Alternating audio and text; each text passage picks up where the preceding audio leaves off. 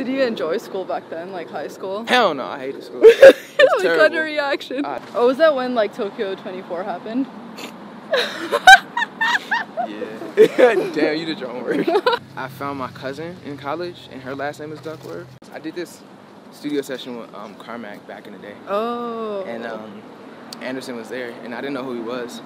But I thought he was cool because it's like he the way he did his vocals. It was so like raspy in the corners for real, and like we're all trying to plot on how to talk to him. Plot. Yeah, we were all plotting on how to talk to him and stuff. And it's just like none of it was working. Hi, today I'm here with Duckwrth. So you were born in like South, like LA, right? Yeah, South Los Angeles. How would you describe yourself back then growing up? I really didn't know myself back then growing up, to tell you the truth. I was like searching and everything, but I really didn't get too much of a chance just because I really didn't know the world. Yeah. I really didn't get to go out besides like school and church. Yeah, church was like a big part of your life, right? It definitely was. Yeah. But I knew I was a bit different just with my interest and stuff and like what I related to. Oh, what did you relate to back then? X-Men. And cartoons, right? Yeah. Was it Fully Cooler? Yeah, fully. Yeah, just all that stuff. Like I don't know. I just pulled inspiration and like life lessons from like cartoons, which is so funny. And your mom, she like was more into like the gospel and stuff, right? And listened to a lot of gospel that. and classical and yeah. like that. But it was dope though, cause like that's like a lot of like great musicians come from the church. Yeah. Yeah, cause it just requires more understanding of music and composition and stuff. So and you started choir when you were like 5, right? More like I think like more around 8 or something. Yeah. I think it was around that age, 5 to 8 for sure. Yeah. And even like your dad held like rehearsals like in your living room and everything. It was just like from the onset, like. No, definitely. I would like walk in the living room and they'd be like rehearsing and stuff. Yeah. But, like I had to do my homework, so I had to like kind of sneak around and listen to them. I wasn't supposed to be in there. Also like jazz, right? Your dad listened to a bit of like jazz. Yeah. He would listen to jazz. He would listen to reggae, and like he would even listen to rock sometimes.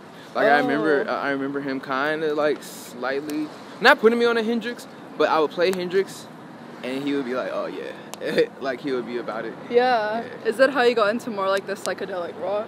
That was my sister. My sister started playing Pink Floyd. Yeah. And everything, and like I remember that was my earlier. Watch out for that. Yeah. That was like my earlier relation to like psych and stuff. So why was your sister allowed to listen to hip hop but you weren't? I don't know if she was. I think she was older, but I don't know if she was actually allowed. She just. Oh, she just did it. Yeah. Yeah. Do you but remember? She got away with more than I did. So. Oh really? Yeah. Do you remember the first CD that you bought? Yep, it was Ludacris Word of Mouth. Damn, how old were you? I was like 12 or 13, and it wasn't even the real CD. It was like the bootleg. Yeah. And back then, like in that area, there was a lot more like gang stuff. But then your parents like didn't want you to be in that like environment. Because it's easy to get caught in it for sure. Yeah. Yeah, especially where I'm from. Were they like at a young age telling you like the type of values that your family had? Yeah, fast. Yeah. Like really, really early. I mean, like when you're raised in like a religious household, like those rules and regulations are set upon you like super, super, super young. Because it's kind of like the rubric, you know. It's all about like making yourself better through these commandments, you know. Yeah. So that was instilled at a young age. Do you still have those type of like values in like religion now? Not so much from the religious standpoint of it, but as far as the things I learned, like they remain to be the same. Like universal law doesn't change, you know. Be good to others, like treat others how you want to be treated, like give, and you know, like without expecting to receive, and like watch like what you get back come like tenfold. Like it's just a bunch of different things. Like karma. Yeah.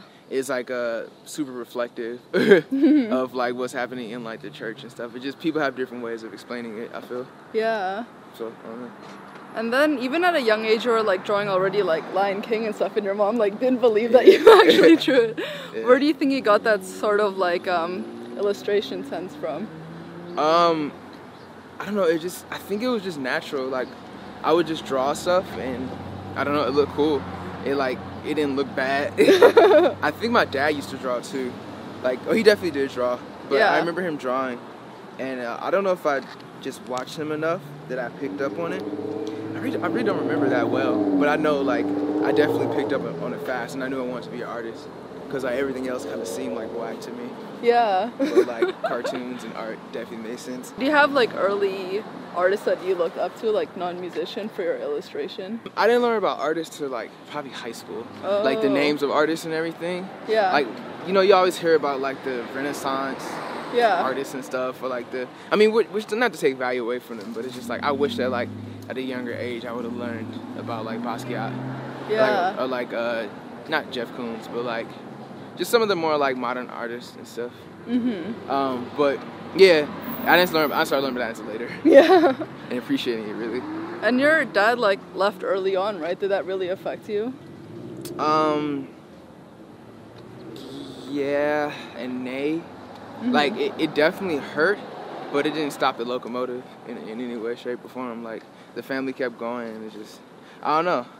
It's like I don't remember. I think that part of my life is kind of like blocked off in my brain. Yeah? I don't remember, like, I remember certain things about it, but I don't remember being like totally distraught by it. Yeah. Like I was like, yeah, nah, like shit gotta keep moving. I think that's how my mom was. Like I didn't really see her like cry too much. I didn't see her like stress too hard. I think maybe it was like more so when we like weren't together, but it's like for the most part my mom is like super strong. So. Oh, what career is she in? She was always in like what is that word? Accounting. Oh, okay. I believe, and like it's like more like numbers and stuff like that, logistics and everything. But that's cool. Yeah, she was really good at it. Like really good at it. Wow. Still is. Did you enjoy school back then, like high school? Hell no, I hated school. It's terrible. Got a reaction. I hate it, man. Really? What about it? Look at that pink ass house. Yeah, it's so big. But yeah, nah, I don't know. I don't know. I just didn't vibe with it. Like sometimes I like my teachers. I like kicking it with friends and stuff. But it's just like, I guess it was just the pressure to have to like study and everything. Like I more so just wanted to do what I wanted to do. I wanted to just make art, and like everything else just didn't seem that important to me. Did you do well in the creative courses then? Yeah. Oh yeah. I loved them. I mean, I won't say I did exceptionally well. I just liked it more. Yeah. But it's like, for me, I'm just such a stubborn bull. I was like, even in the rubric of art, like I would do it, but I still wanted to just make my own stuff, make my own art, make my own rules. Like, you know, I was more in that area. Is your personality more similar to your mom or dad? I get my modesty from my mom. Like I'm always concerned about like people's well-being, or like how my energy is affecting other people, you know? And that's a lot of my mom. She's a super caring person, just a bit shy sometimes too. But my dad, I think I get my creative side from my dad for sure. He's always like been like on the art side or doing music and everything. And just a real liberal. Yeah. Like super liberal. It wasn't the most beneficial, but he was definitely liberal. Yeah. Yeah. And like growing up, you had a lot of like your sisters and your mom. Yeah. The female side of you was kind of exposed, right? Like the feminine side and what you were into. Yeah, because I spent a lot of time. My dad, like I said, he did early, so I just around like my mom, my sister, my mom's friends, which are all females, or like even like the gay dudes that worked with my mom.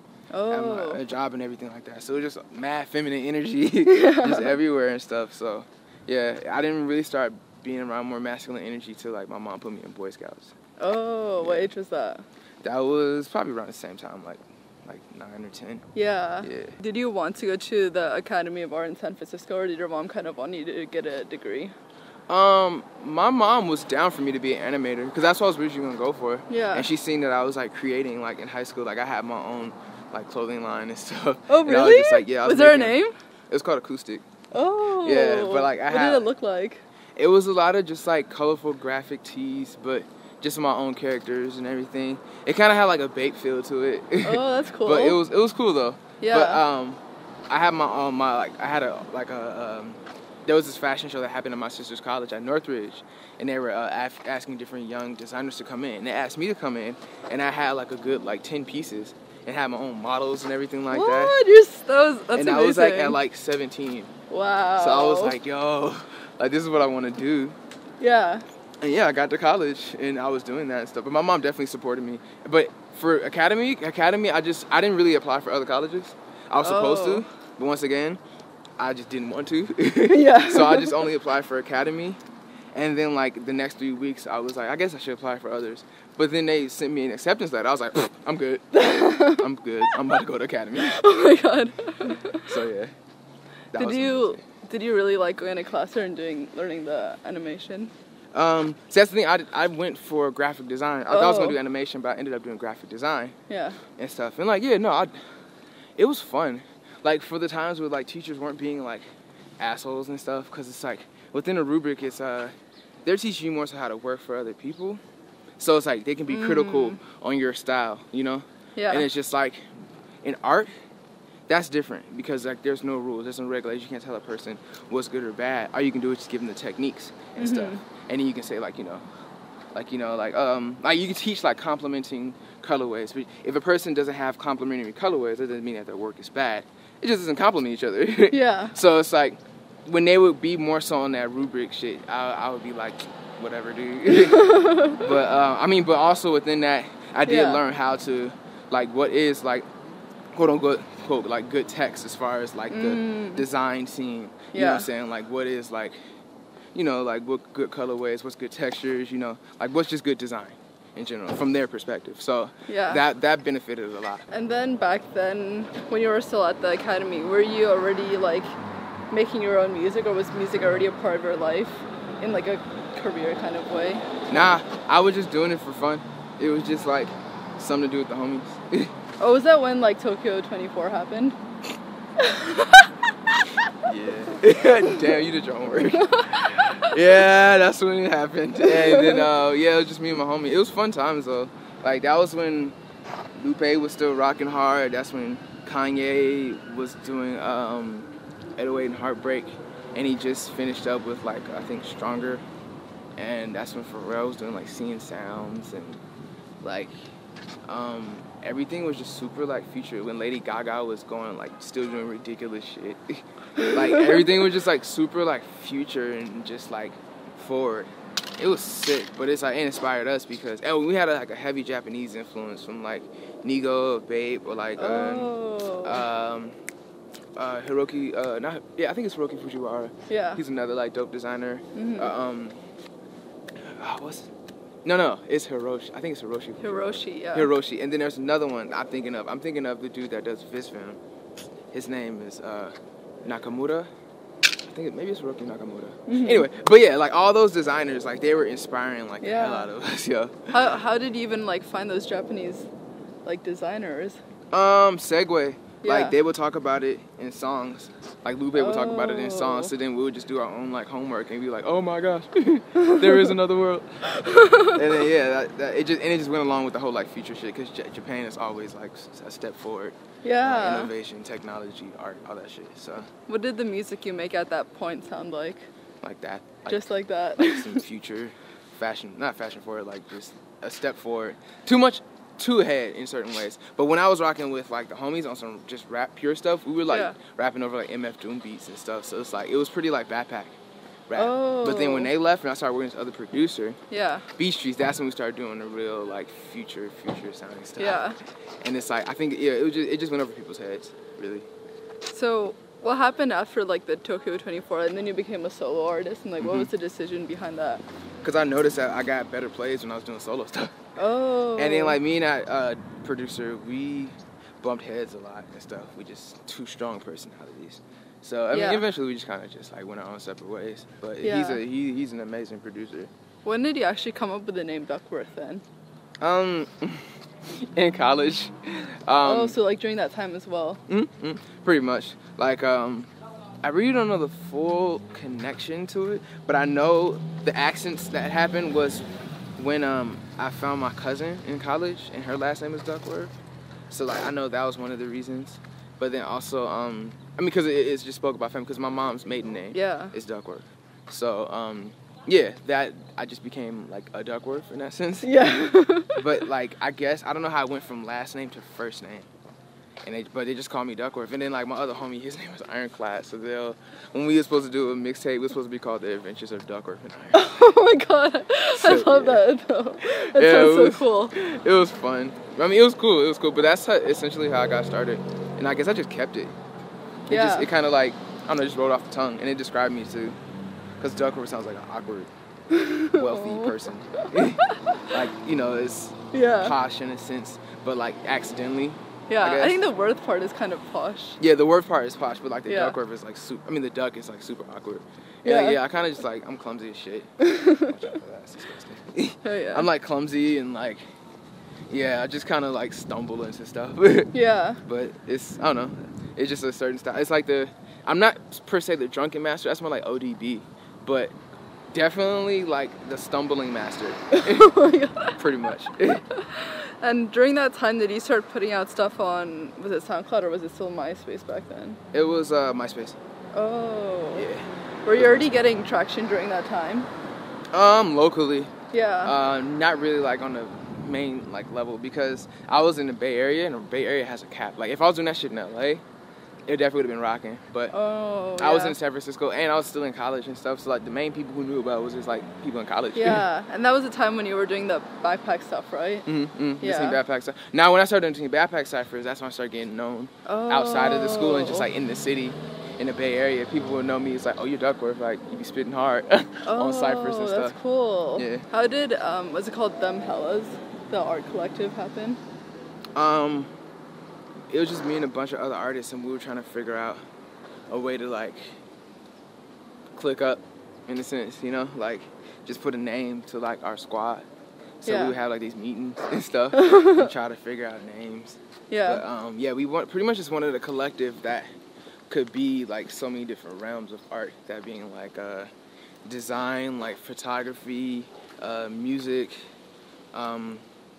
graffiti, fashion, like all that, like fine art, just all that, and we just wanted to put a name to it. And it's like when we would do stuff, like we would throw these big old like art parties in this warehouse we had, and we would just feature all that shit. And we would also feature other artists from like other squads and shit. Yeah. And they would just like kill the walls and everything, and like it would just like spaz out. Yeah. And I remember the time like a helicopter was like, cause like it was a fight that broke out, then it ended up outside. Yeah. So then it's like a helicopter that was circling our warehouse and shit. Then like our whole warehouse got raided. Whoa. And everything. My homie Scumbuzo, he like went to jail and shit. Like, it was wild. It was wild times, but like that shit was amazing. That was everything. And like that's when I dropped out of college.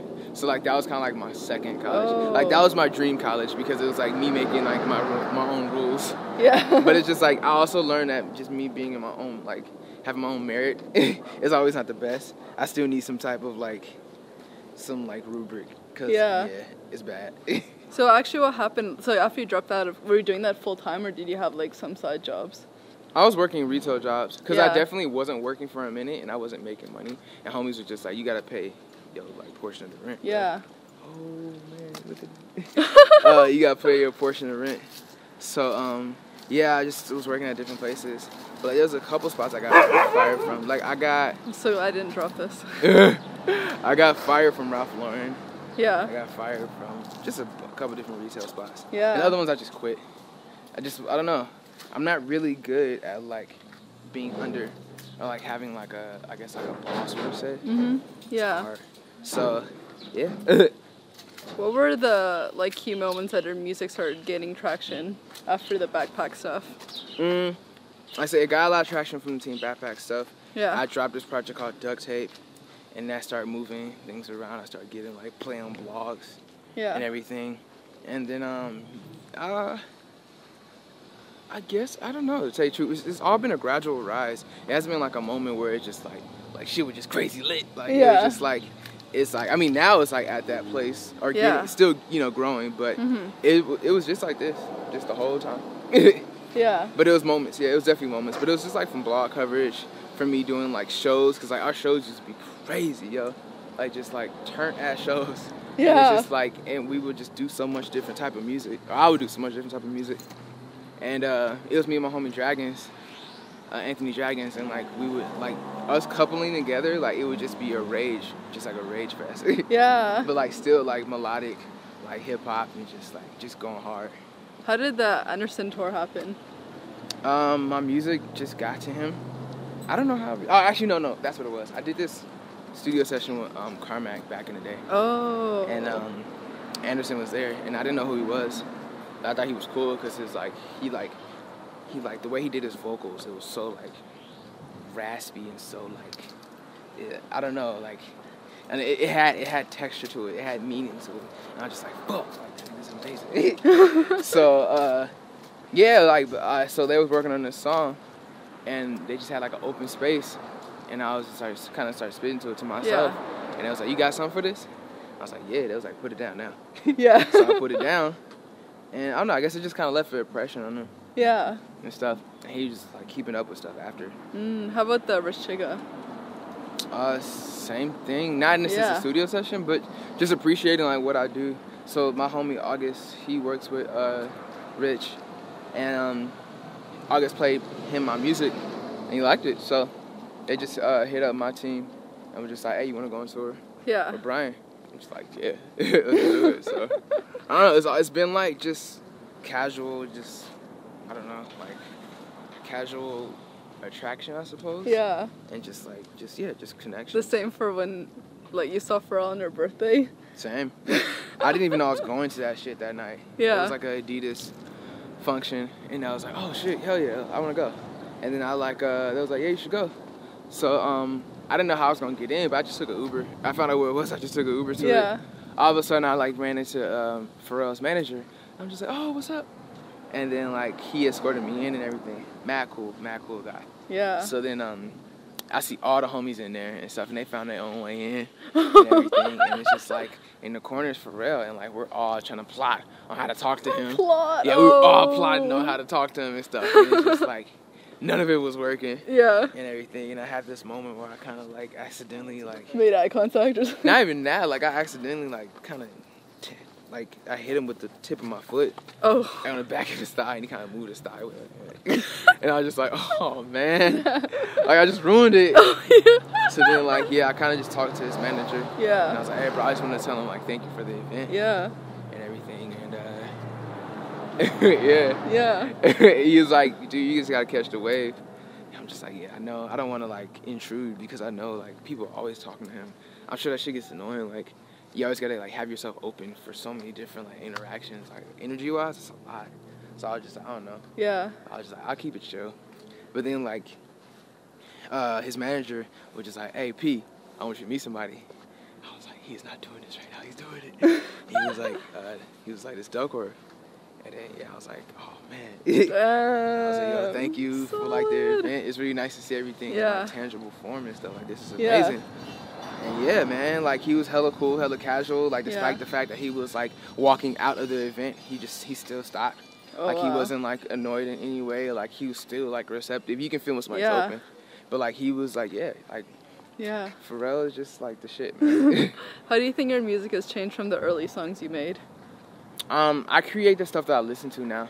I mean, I always listen to like more than the backpack stuff, but it's like my range, it like stems from so many different places, from like punk to like chill to soul, or like even like the whole like, I don't know what NERD is, because I wouldn't call them hip hop. I don't know what type of wave they are, but that's the stuff I was listening to, or like even like just classic or like funk or like Prince and everything. So yeah, like I don't know, I wasn't making the stuff I was listening to or I liked, and then I don't know, kind of just like after the Nowhere project, I moved back to LA, and I was like, I should probably just go that direction. And it's like there were certain like keyboard progressions I was really into, and like nobody can really tap into it like at all. And I found my homie Channel Trez, and he was performing, and like he was doing those progressions that I was looking for. Yeah. I'm just like him, and we locked in. And What do you want to be remembered for? Pushing people to like, you know, really like go into their inner self. Like if you really want to find true power, it's like not in like money, or it's not in like, you know, your clout, your followers and stuff like that. Like it really just comes from like individuality and stuff. It's nothing really deep. It's just finding like finding that place in yourself, that safe space in yourself, you know, to just really like just walk in your like energy, like super proud, you know. And it's like, it's not in the sense of boastfulness, because I'm still like modest and I still appreciate people. Even like Kendrick, who's like gained so much notoriety but still is humble.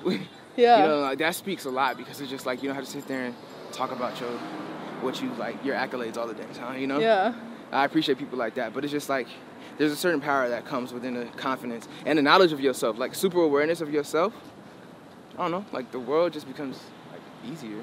You don't trip, and that's what I've been looking for since I was young, was just like self. Like, cause I already knew myself in certain ways, and I knew what I wanted, and it's like it was always people telling me that's not what you want. Oh. Like, this is what you want, and I'm just like, nah. That's not what I want, dude. Yeah. So now it's like getting to this place where it's like, you know, the world is my oyster in certain ways. I'm just like, okay, cool. So now it's like, now that that's there, it's more so like, what do I do with it? So, I mean, I don't know, as time goes, I have better answers for that, but yeah. I can definitely tell people it's like the power is just really, not to sound corny, but the power is really within yourself. Yeah, I love that. Thank you so much. Yeah, no problem.